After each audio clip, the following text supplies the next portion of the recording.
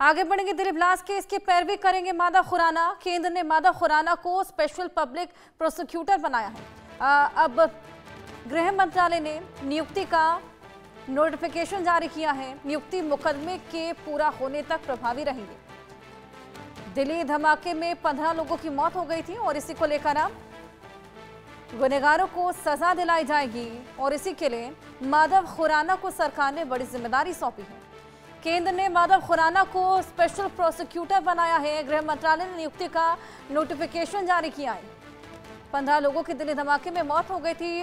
उमर की गाड़ी से ये पूरा ब्लास्ट हुआ था, जिसकी वजह से 15 लोगों को अपनी जान गंवानी पड़ी थी। अब केंद्र ने माधव खुराना को स्पेशल प्रोसिक्यूटर बनाया है। ये बड़ी जिम्मेदारी सौंपी है। दिल्ली धमाके के गुनहगारों को सजा दिलाएंगे अब Madhav. NIA special court Delhi high court में ये पैरवी करेंगे। आइए और जानकारी लें। संभव हमारे सहयोगी हमारे साथ जुड़ गए हैं। संभव, माधव खुराना को गृह मंत्रालय की ओर से बेहद बड़ी जिम्मेदारी सौंपी गई है, उनके बारे में थोड़ी और जानकारी दीजिए और इस जिम्मेदारी के बारे में भी जानकारी दीजिए।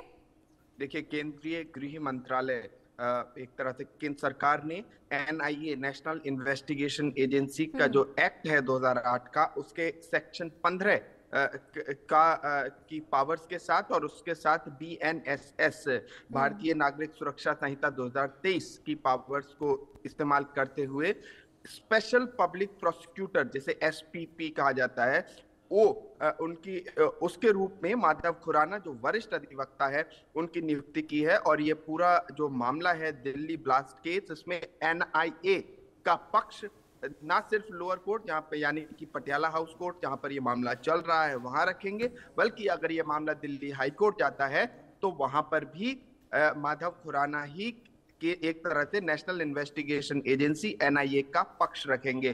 केंद्रीय गृह मंत्रालय ने ये नोटिफिकेशन जारी किया है। साथ ही साथ लगभग 3 साल का समय इनको दिया गया है माधव खुराना को। ये 3 साल तक नेशनल इन्वेस्टिगेशन एजेंसी के लिए स्पेशल पब्लिक प्रोसिक्यूटर के रूप में अपनी दलीलें रखेंगे और या फिर ये केस का ट्रायल खत्म हो जाए, जो भी पहले हो, तब तक इनके लिए इस पद पर इनकी नियुक्ति की गई है। और यही एनआईए की तरफ से कोर्ट में अपनी बात रखेंगे और बताएंगे कोर्ट को कि एनआईए किसकी गिरफ्तारी कर रही है, क्यों गिरफ्तारी कर रही है। क्योंकि देखिए, लगातार 7 गिरफ्तारियां हो चुकी हैं, 7 को कोर्ट में पेश किया गया है। भारी सिक्योरिटी के बीच में हम लोग विजुअल्स आते हैं, देखते हैं किस तरह से पेश किया जाता है। हालांकि जो एनआईए की कोर्ट है, जो विशेष अदालत है पटियाला हाउस कोर्ट में जो मौजूद है, वो वहां पर जो अंदर क्या चल रहा है ये बताना मुश्किल इसलिए होता है क्योंकि वो इन कैमरा हियरिंग हो रही है और इन कैमरा हियरिंग में